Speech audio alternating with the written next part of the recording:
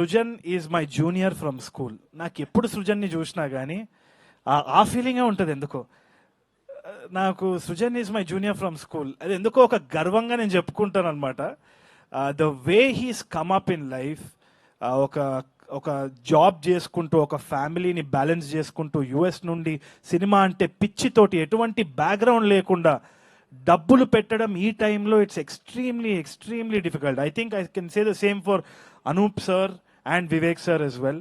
ఈ టైంలో ఒక ఓటీటీ అన్స్టేబుల్గా ఉంది అంటే మార్కెట్ వాల్యూ ఎంత ఉంటుందో ఏందో ఒక గ్యారంటీ లేదు, ఆడియో రైట్స్ సిచ్యువేషన్ కూడా మనకు తెలియదు, ఏ సినిమా ఎప్పుడు ఆడుతుంది ఎట్లా ఆడుతుంది అని తెలియదు, ఒక ట్రైలర్ చూసి అంచనాలు వేసే టైంలో ఉన్నాము, ఒక గ్యారంటీ లేని టైంలో ప్రొడ్యూసరే హీరో.